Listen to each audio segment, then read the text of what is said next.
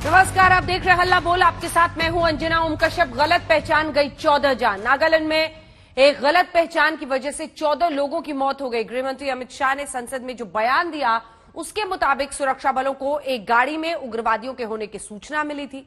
गाड़ी आई तो रुकने के लिए कहा गया, नहीं रुकी तो जवानों ने फायरिंग की और 6 लोगों की मौत हो गई। उसके बाद लोगों का गुस्सा भड़का। बेकाबू भीड़ को कंट्रोल करने की कोशिश में 8 और लोगों की जान चली गई। अब नागालैंड को लेकर सियासत तेज है और एक बार फिर से armed forces special protection act, जी हां, जो विशेषाधिकार का यहां पर सेना को इन राज्यों में मिलते हैं इस कानून के तहत, उसको हटाने की मांग शुरू हो गई है। ये रिपोर्ट देखिए, फिर चर्चा की शुरुआत करेंगे।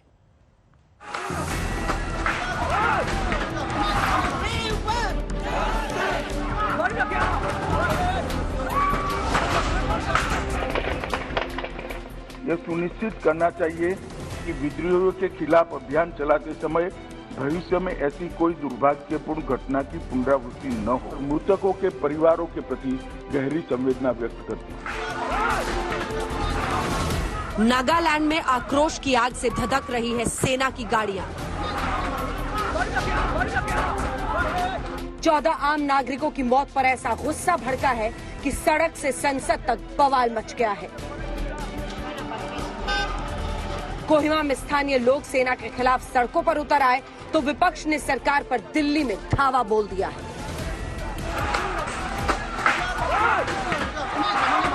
नागालैंड में ये लोग शांति करार किया था, ये शांति करार का नतीजा क्या निकला हम सब देख रहे हैं सर। इसके चलते सदन में सर सबसे बड़ी मुद्दा आज नागालैंड मुद्दा आना चाहिए सर, क्योंकि 1 गुना लोगों की इसमें मौत हुई है।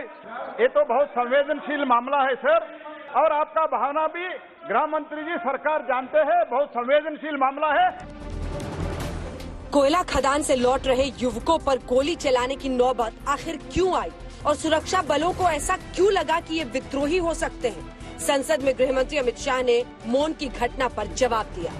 गृहमंत्री ने घटनाक्रम की जानकारी देते हुए बताया कि किन परिस्थितियों में गोली चलाई गई थी। उन्होंने गलत पहचान की बात को भी स्वीकारा और बताया कि कैसे बाद में पैदा हालात की वजह से अपनी सुरक्षा और भीड़ को तितर बितर करने के लिए भी सेना को गोलियां चलानी पड़ी थी। उग्रवादियों की आवाजाही की सूचना मिली थी। अम्बुश के दौरान एक वाहन अम्बुश के स्थान के समीप पहुंचा। उसे रुकने का इशारा और प्रयास किया गया। रुकने की बजाय वाहन द्वारा उस जगह से तेजी से निकलने का प्रयास किया गया, जिसके उपरांत इस आशंका पर कि वाहन में संदिग्ध विद्रोही जा रहे थे, वाहन पर गोली चलाई गई। घटना के पश्चात 5/12 की शाम में लगभग 250 लोगों की उद्वेलित भीड़ ने मोहन शहर में असम राइफल की कंपनी ऑपरेटिंग बेस पर तोड़फोड़ की। भीड़ ने सीओबी के भवनों में आग लगाई, जिसके उपरांत असम राइफल की टुकड़ी को भीड़ से तितर बितर करने के लिए गोली चलानी पड़ी। दरअसल नागालैंड के ओटिंग के मोन जिले में मजदूरों की एक टोली पर सुरक्षा बलों की फायरिंग हुई। शनिवार शाम 4 बजे तक कुछ कोयला खदान में काम करने वाले 6 युवक घर नहीं लौटे तो गांव के लोग उन्हें ढूंढने लगे। लोगों ने देखा कि एक पिकअप वैन में 6 युवकों के शव पड़े हुए थे। इस घटना को लेकर लोगों का गुस्सा भड़क उठा। बड़ी संख्या में गांव वाले वहां जमा हो गए। भीड़ ने सुरक्षा बलों की गाड़ियों में आग लगा दी। इस दौरान दोबारा फायरिंग हुई, जिसमें कुछ और लोगों की जान चली गई। कोहिमा की तस्वीर देखिए। गुस्से में स्थानीय लोग सुरक्षा बलों के खिलाफ सड़कों पर उतरे हैं। यहाँ फायरिंग में मारे गए लोगों का अंतिम संस्कार किया जा रहा है, जिसे लेकर पूरे इलाके में तनाव था। मोन डिस्ट्रिक्ट में मौजूद है, जहाँ पे वो बहुत ही दर्दनाक घटना घटी है, जहाँ पे सिविलियन डेथ्स हुए हैं एक बॉच्ड अप आर्मी ऑपरेशन की वजह से। आप देख सकते हैं कि कैसे लोग यहाँ पे रास्ते पे मौजूद है और अपना प्रोटेस्ट रजिस्टर कर रहे हैं। अभी फिलहाल जो सिविलियन डेथ्स हुए हैं उन 14 सिविलियंस की फ्यूनरल सेरेमनी भी चल रही है और चीफ मिनिस्टर ऑफ नागालैंड भी उस सेरेमनी में मौजूद है। 2 दिन तक यहाँ पे बहुत ही ट्रबलसम सिचुएशन था, लेकिन अभी सिचुएशन अंडर कंट्रोल है। विद्रोही समझकर की गई फायरिंग में आम नागरिकों की मौत हुई, इसी वजह से हंगामा हुआ। इस दुखद घटना पर असम राइफल्स का बयान भी आया है। असम राइफल्स के मुताबिक विद्रोहियों के संभावित मूवमेंट की विश्वस्त खुफिया जानकारी मिली थी। इसी के आधार पर ऑपरेशन की तैयारी की गई थी। घटना और उसके बाद के परिणामों पर हमें खेद है। दुर्घटना में हुई मौतों की जांच की जा रही है और कानून के मुताबिक उचित कार्रवाई की जाएगी।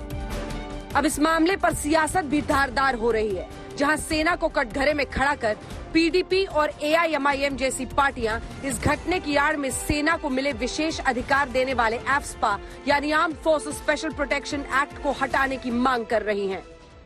नॉर्थ ईस्ट से, जम्मू कश्मीर से, हर जगह से एफस्पा हटना चाहिए ताकि एक जवाबदेही हो सिक्योरिटी फोर्सेस को, ताकि वो कल जैसे नागालैंड में और उससे पहले हैदरपुरा में गोली चली, इस तरह अंधाधुंध गोलियां न चलाएं। क्या शेयर्ड सॉवरेनिटी था ये?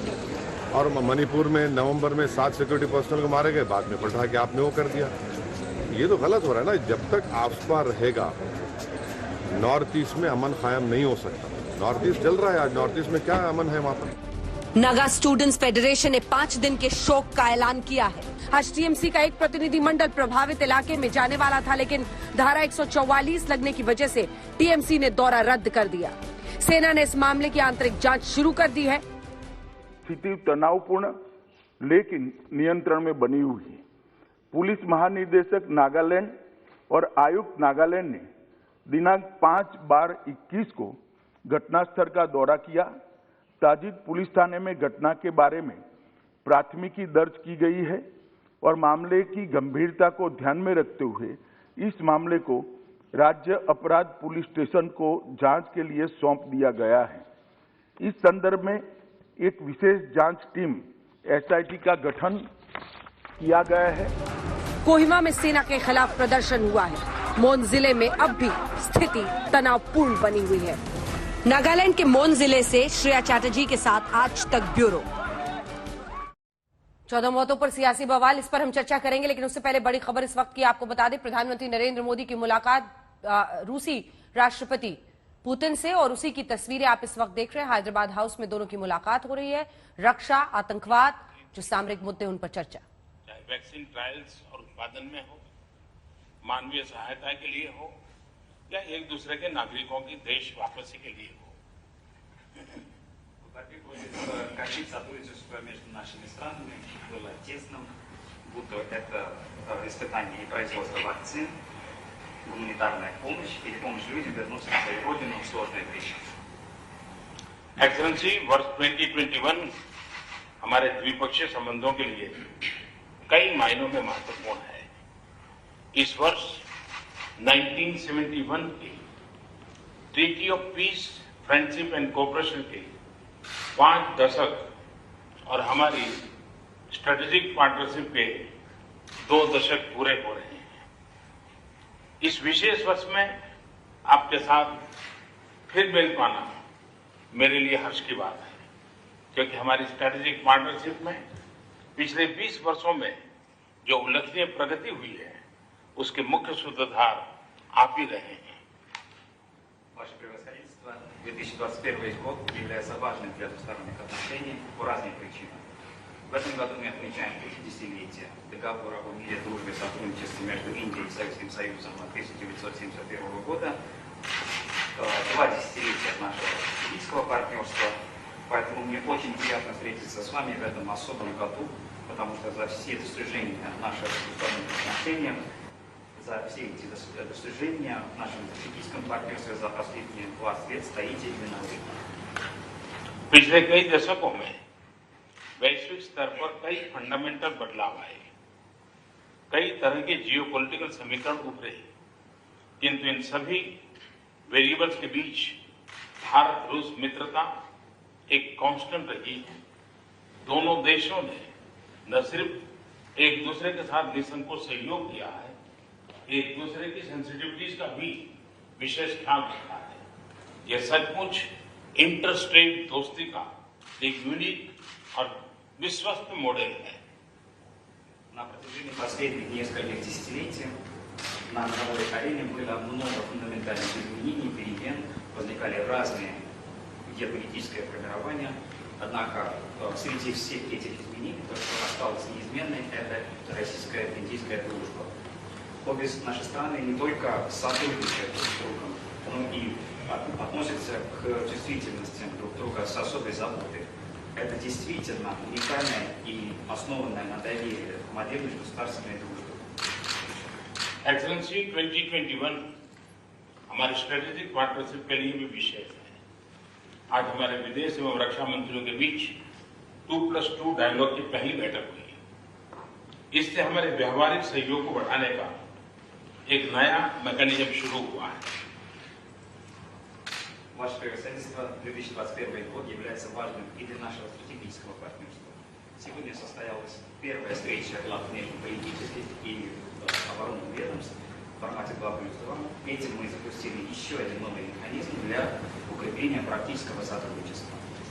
अफगानिस्तान और दूसरे क्षेत्रीय विषयों पर भी हम निरंतर संपर्क में रहे हैं।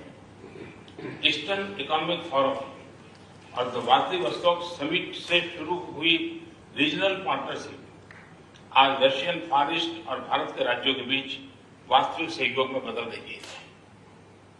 Мы были в регулярном контакте по Афганистану и по ряду других вопросов.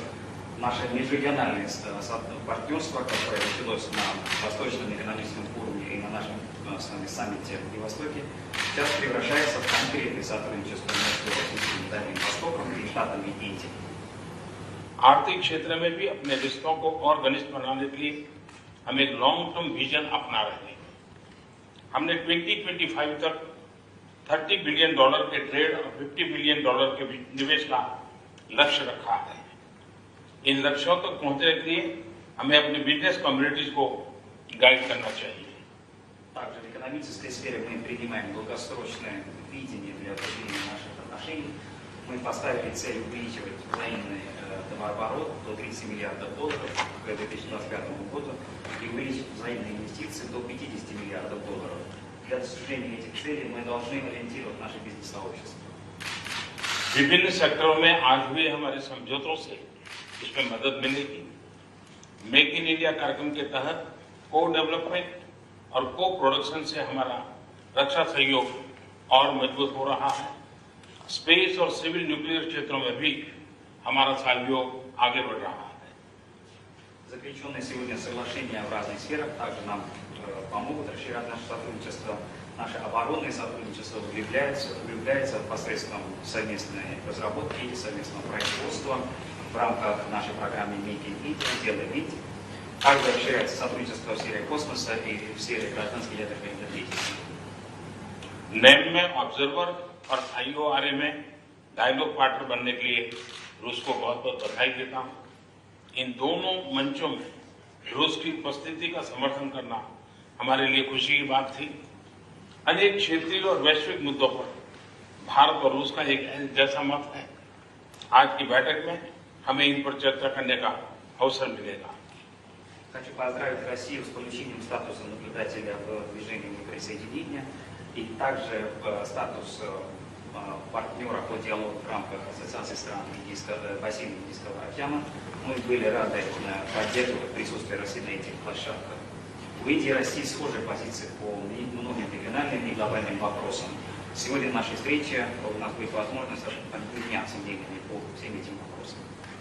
ऐसे से एक बार फिर भारत में आपका स्वागत करता हूं, आपके डेलीगेशन का स्वागत करता हूं। इतनी व्यस्तता के बीच भी आपने भारत आने के लिए समय निकाला, ये हमारे लिए बहुत महत्वपूर्ण है। मुझे विश्वास है कि आज की चर्चा हमारे संबंधों के लिए बहुत उल्लेखनीय होगी। फिर एक बार आपका बहुत बहुत धन्यवाद। Ваше превосходительство, еще раз добро пожаловать в Индию. Также хочу приветствовать всех членов российской делегации.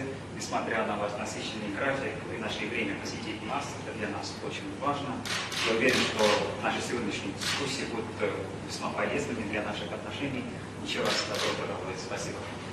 Спасибо большое, уважаемый господин премьер-министр, дорогой друг. Мне очень приятно быть снова в дружественной стране, в Индии.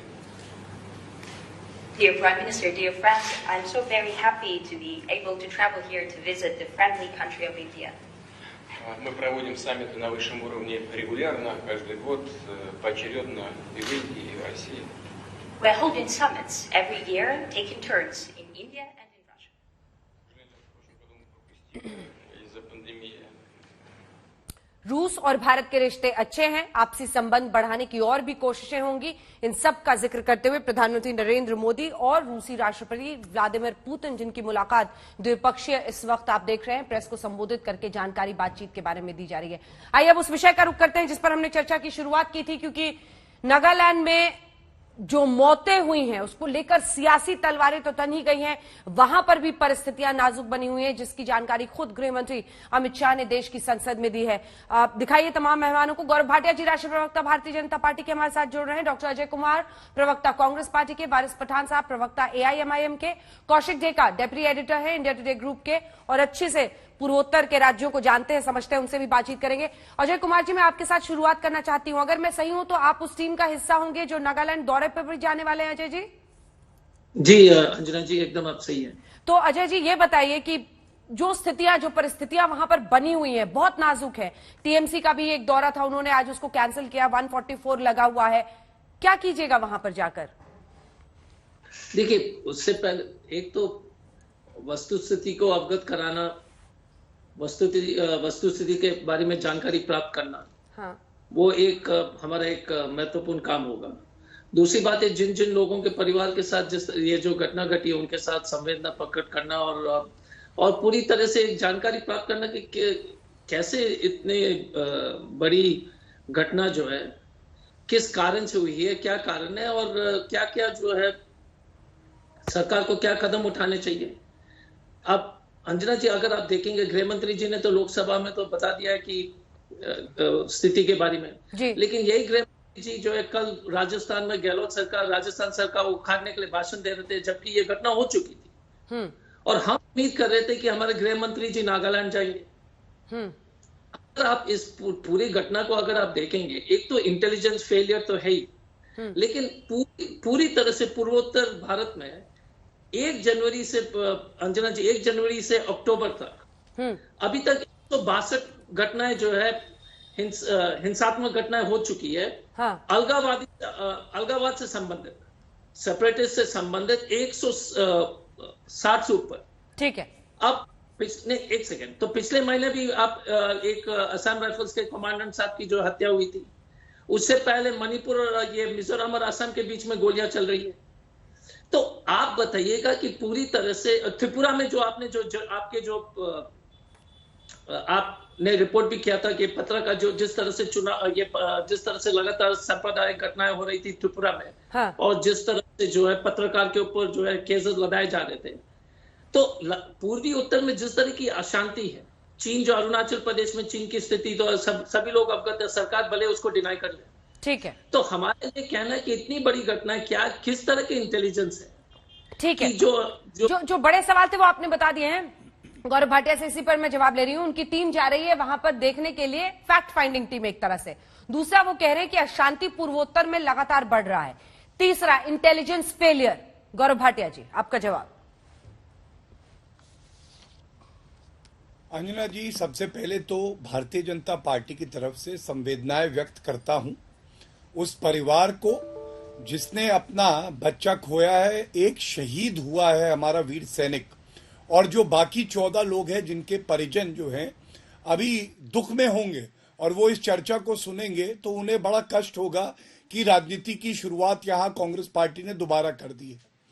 सबसे पहले तो ये बताना आवश्यक है कि देश के गृह मंत्री जी आज संसद में बोल रहे थे, उन्होंने बड़ी प्रमुखता से एक बात कही कि जो हुआ है उससे हर किसी को पीड़ा हुई है और एक SIT का गठन हुआ है, क्योंकि जो परिवार हैं जो दुख में हैं उनको इंसाफ मिलना चाहिए।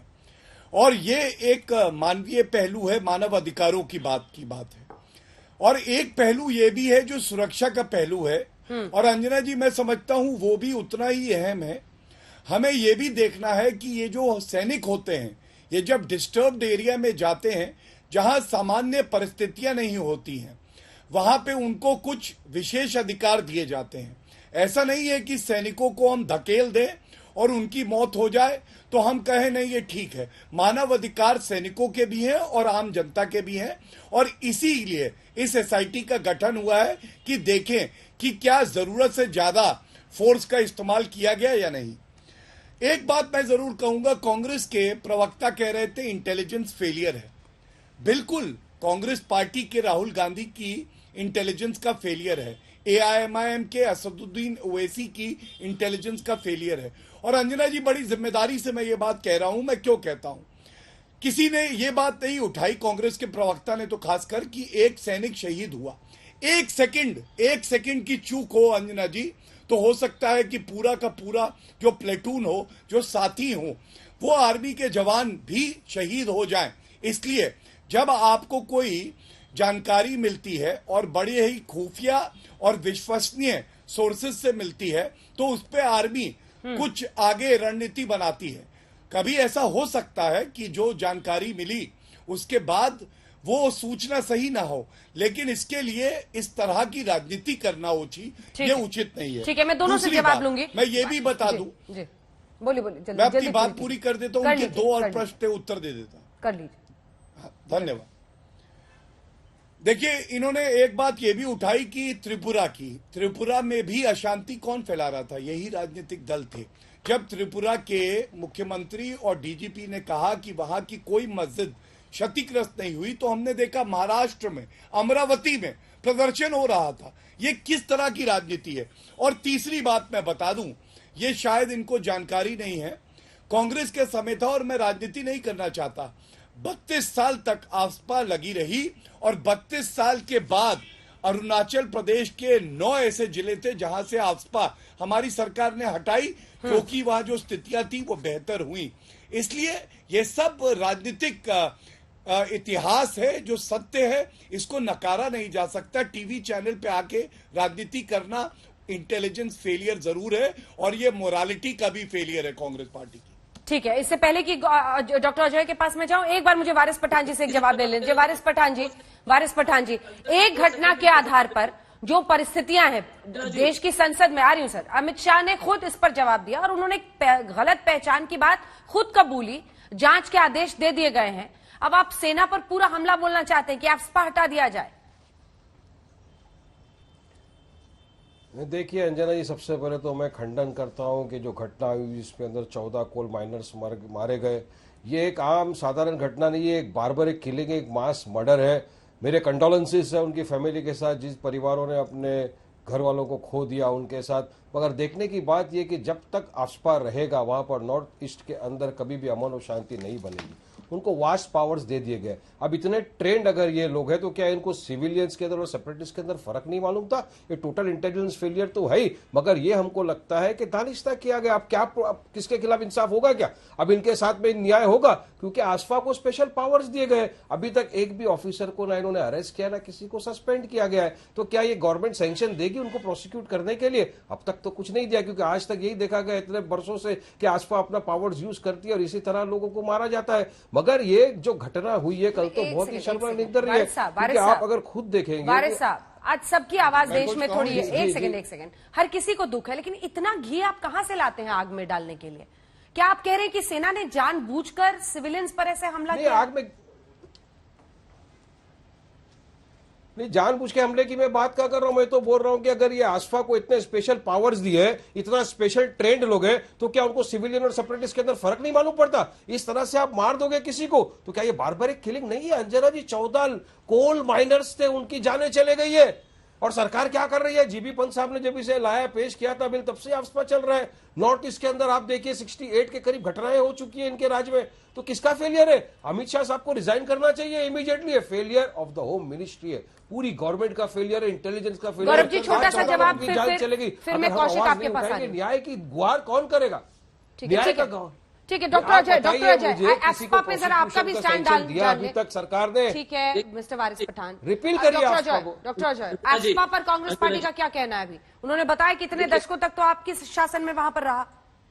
नहीं, पहली बात है, देखिए आफ्सपा जहां पर जो है देश की अखंडता और प्रभुत्ता की बात होती है, तो वहां पर सीमा के और देश को सुरक्षित रखने के लिए जो आवश्यकता है उसको लागू करने की आवश्यकता है, वो अपनी जगह पर। लेकिन गौरव भाटिया का तो इंटेलिजेंस और अमित शाह जी और मोदी जी का इंटेलिजेंस देख लीजिए।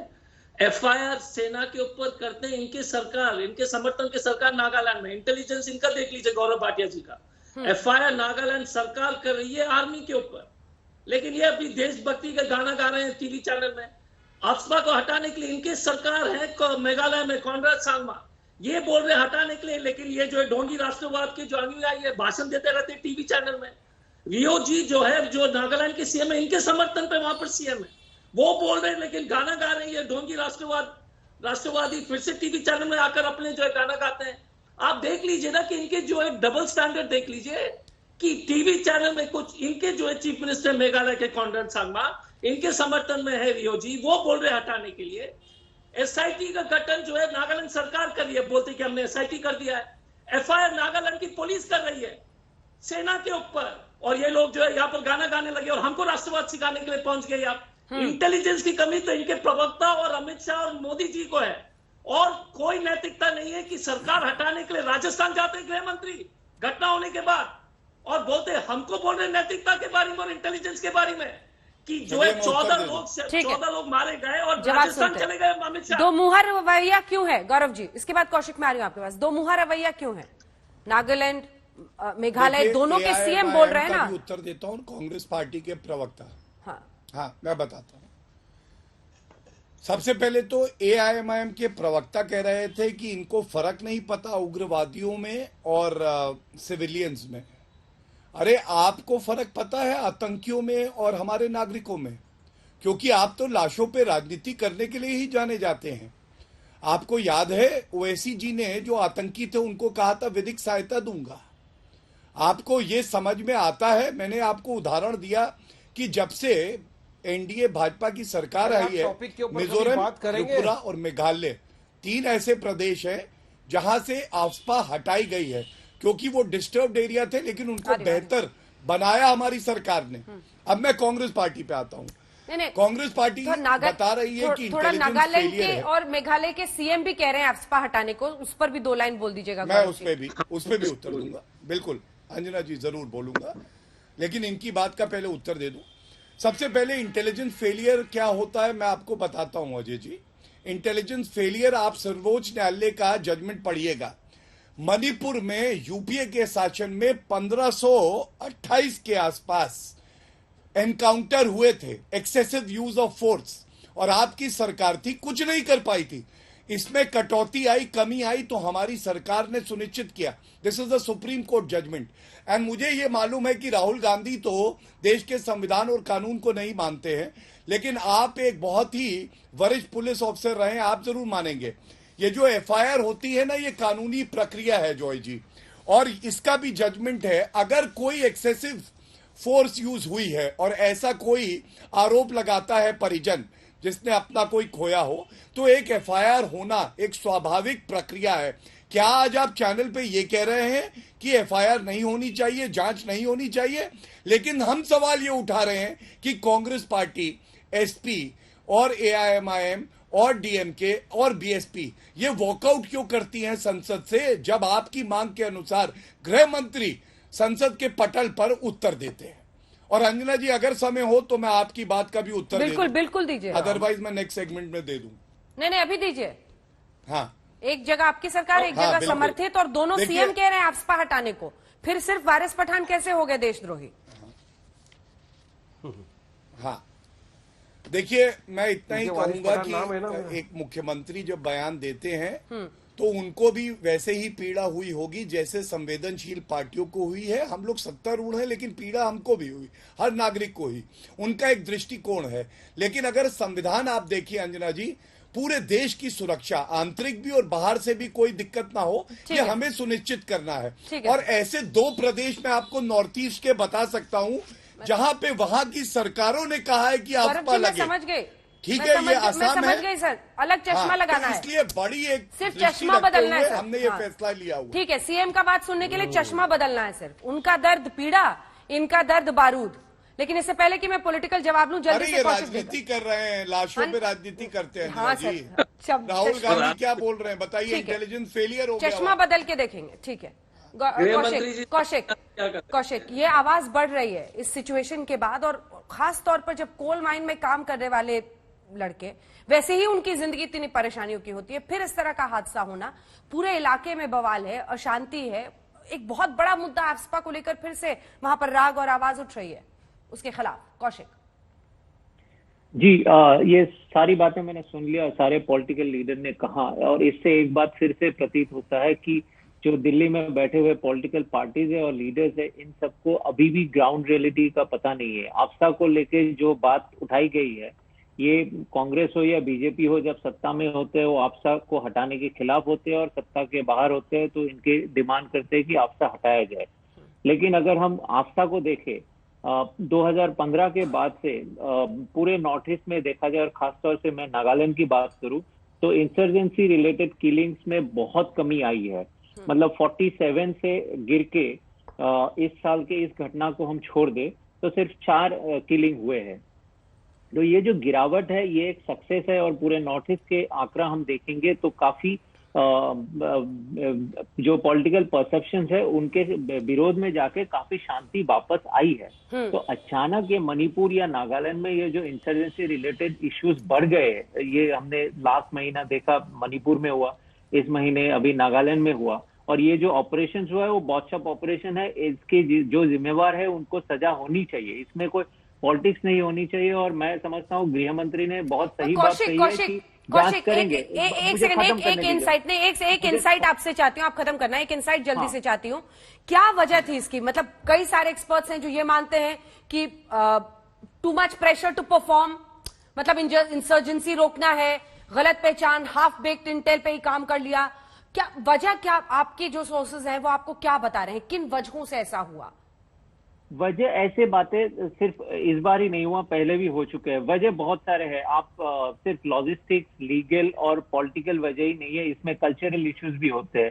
आप आज ही, मैं एक आईपीएस ऑफिसर से बात कर रहा था जो आर्मी के साथ अटैच भी है, वो कह रहे थे कई दफा क्या होता है, ये जो बैटेलियंस है 1-2 महीने के लिए वहां होते हैं, फिर मूवमेंट में रहते हैं।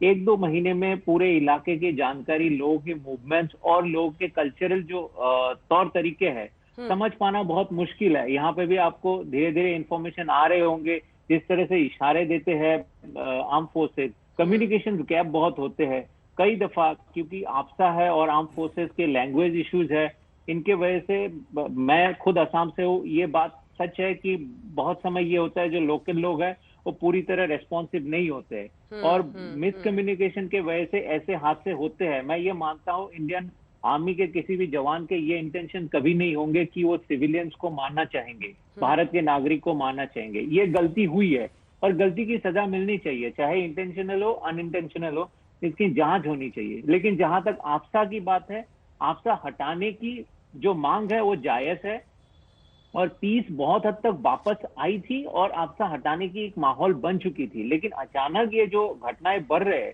सारे पॉलिटिकल लीडर्स को इससे कि वो लोग एक दूसरे पे कीचड़ उछाले, इससे ज्यादा इम्पोर्टेंट ये है कि ये घटनाएं अचानक क्यों बढ़ रही है। क्या इसके पीछे कोई इंटरनेशनल प्रेशर है? क्या जियोपॉलिटिकल चेंजेस जो है उनके वजह से ये सब हो रहे हैं? इसमें सभी को एकत्रित होकर काम करने की जरूरत है। ठीक है, अब डॉक्टर अजय कुमार और वारिस पठान, आपका मौका है, रिस्पॉन्ड करें आप गौरव जी की बातों का। वारिस साहब, आपसे शुरू करते हैं। देखिए अंजना जी, सबसे बड़ा अफसोस की बात यह है कि गौरव भाटिया भाजपा के प्रवक्ता है। अरे सर, कभी नागालैंड गए हैं आप? मरतबा भी उन्होंने जो 14 मासूम आपके नेता कभी नागालैंड गए हैं? एक सेकंड वारिस साहब, एक सेकंड, आप या आपके नेता कभी नागालैंड गए हैं? हमारे देश के नागरिकों को मार दिया गया है। मेरे सवाल का जवाब दीजिए ना, आप गए हैं कभी? पता नहीं, मैं नहीं गया। परिस्थितियों को तो समझना पड़ेगा ना, जाके देखना होगा ना, कुछ तो सेना के विवेक पर भरोसा करना होगा ना। कोई भी भारतीय सैनिक जानबूझकर तो नागरिक को नहीं मानेगा ना सर, इतना तो विश्वास है आपको? तो किस तरह से मार दिया गया 14 लोगों को? किस लिए मार दिया गया 14 लोगों को? इस पे कौशिक देगा को नहीं सुन रहे थे क्या? कोल माइनर्स में इनको समझ में नहीं आता है सेपरेटिस्ट है या ये मार दिया क्योंकि उनको दिया गया है ना, आफ्सपा के अंदर पावर दिया गया है कि आप मारिए और या गौरव भाटिया बैठ के बचा लेंगे उनको।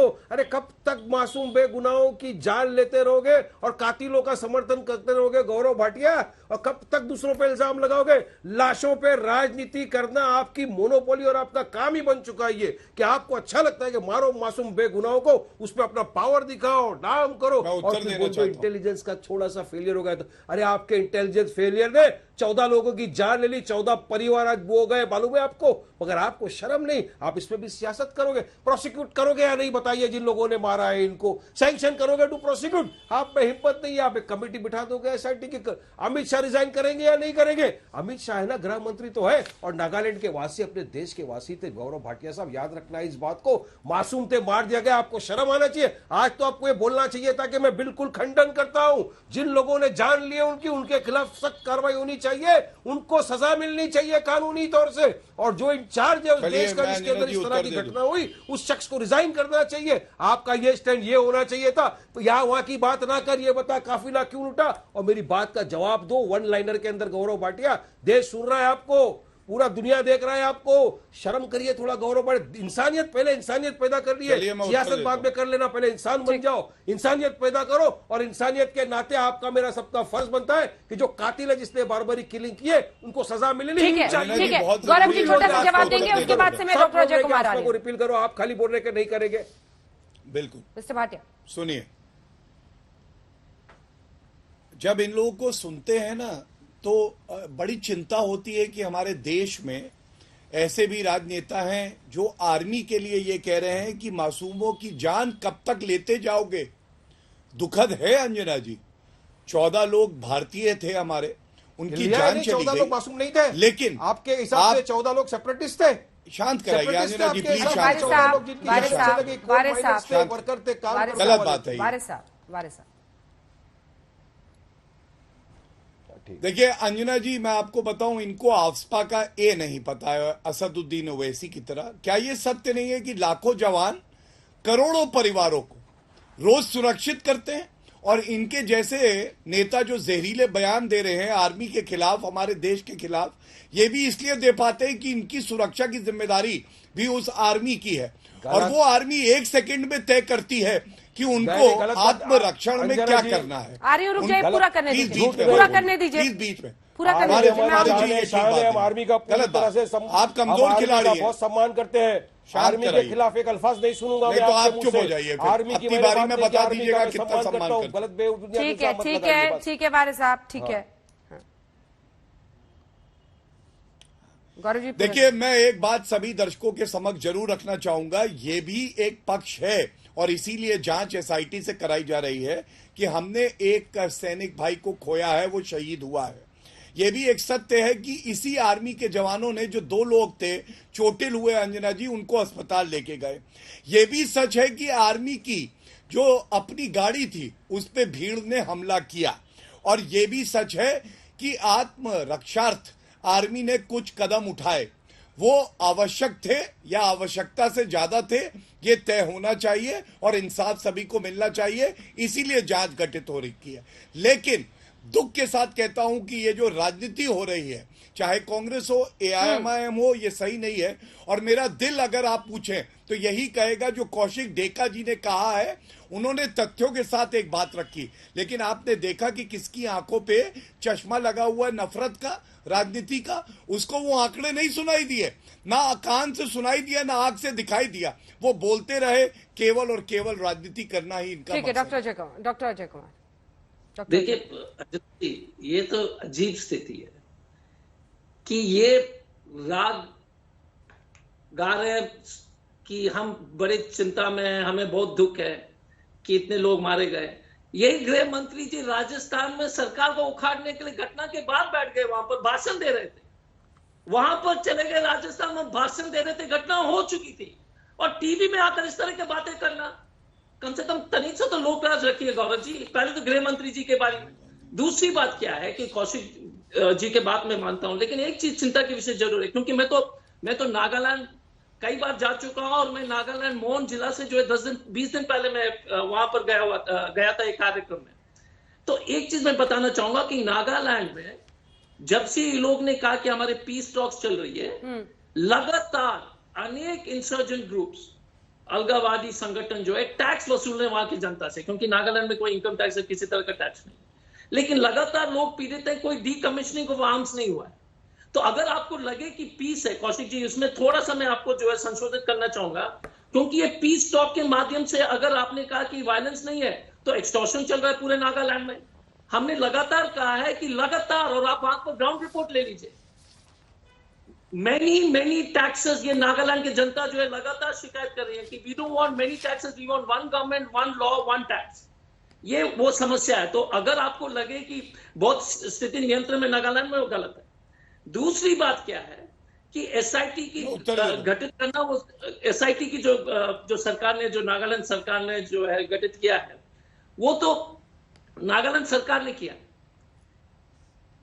सबसे महत्वपूर्ण बात क्या है कि ये हमारे गौरव भाटिया जी और इनके जो है डोंगी राष्ट्रवादी के अनुयायी लोग के एक ही अनुरोध होगा कि ये आफ्सपा के बारे में जो कॉनराड सांगमा और रियो जी ने कहा है, इनके मुख्यमंत्री तो मेघालय के हैं, अपने मुख्यमंत्री हैं बीजेपी के सरकार, कम से कम टीवी चैनल में तो स्पष्ट कर दीजिएगा कि वो गलत है।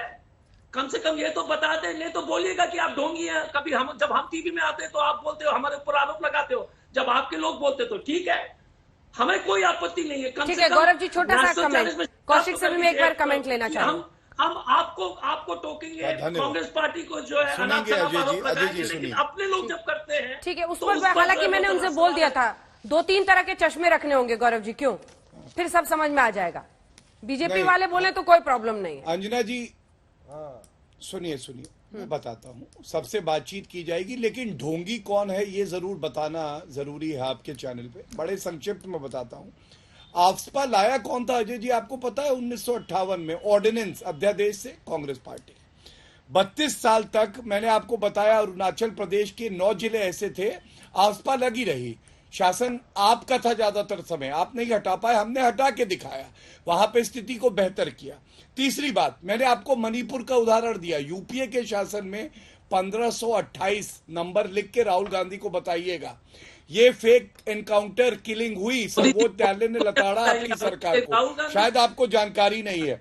और एक अंत कर दूं बात से, अजय जी सुना करिए, आपको फायदा होगा, सुनिए। ढोंगी कौन, ढोंगी कांग्रेस पार्टी क्यों, मैं आपको बताता हूँ। बोल में हम लोग ये इंश्योर करते हैं कि कोई भी 2 नेता या व्यक्ति एक साथ ना बोले, प्लीज सर, प्लीज। ठीक है मिस्टर भाटिया प्लीज कंप्लीट। और अंत में ढोंगी कौन मैं आपको बताता हूं अंजना जी, इनका मैनिफेस्टो 2019 का उठाइएगा।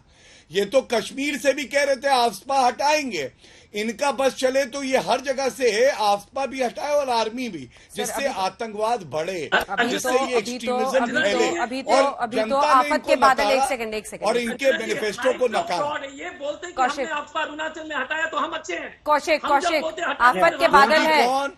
अभी नेशनल ह्यूमन राइट्स कमीशन ने नोटिस इशू किया है, एक सेकेंड, नोटिस इशू किया है यूनियन डिफेंस सेक्रेटरी को, यूनियन होम सेक्रेटरी को, chief secretary and director general of police Nagaland को, calling for detailed report on Nagaland killings. मामला बहुत सीरियस है और तभी एक दिन के अंदर हमने देखा कि गृह मंत्री ने सदन में भी जवाब दिया। ये कैसे सिचुएशन हैंडल होगा? मुझसे पूछ रहे हैं आप अंजना जी? हाँ कौशिक। हाँ, सो अभी अजय जी ने कहा है कि स्थिति ठीक नहीं है। मैंने ये नहीं कहा था कि स्थिति ठीक है, मैंने एक कंपैरेटिव डेटा दिया था जो 47 किलिंग से लेकर 4 तक नीचे गिरी है। और उन्होंने सही कहा, ये एक्सटॉर्शन चल रहा है और ये एक्सटॉर्शन चल रहा है इसीलिए वहां पे आफ्सपा भी है और इतने सारे प्रॉब्लम्स बवाल खड़े हुए हैं। इसलिए जरूरी है, instead of blaming each other, सबको मिलके इसके सोल्यूशन निकालना है। और सोल्यूशन इसलिए नहीं निकल रहा है क्योंकि सिर्फ आर्म फोर्सेस का एंगल ही काफी नहीं है, इसके एक मिलिट्री सोल्यूशन नहीं निकल सकता है।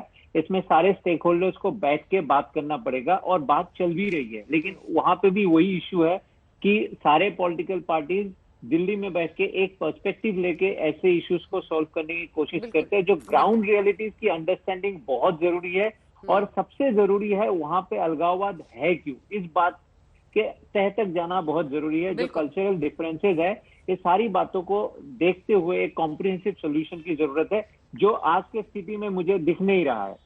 उसके लिए लेकिन मेहनत करनी होगी और पहल भी करना होगा, कदम भी उठाने होंगे। सिर्फ फायर फाइटिंग से नहीं होगा कि एक घटना हो गई है, उस समय आग बुझाने के लिए आप निकले और इधर घी का डब्बा लेके तमाम अलग अलग पार्टियां निकले। घी के डब्बों पर ताला लगा दीजिए। जब इतना संगीन मामला है, 14 लोगों की मौत का मामला है, भावनाएं एक तरह से बहुत ज्यादा भड़की हुई हैं इस वक्त, लेकिन स्थिति नियंत्रण में जल्द से जल्द आए, इसके लिए सरकार को सख्त कदम उठाने होंगे। आप सभी का धन्यवाद हमारे साथ चर्चा में जुड़ने के लिए। देखते रहिए आज तक।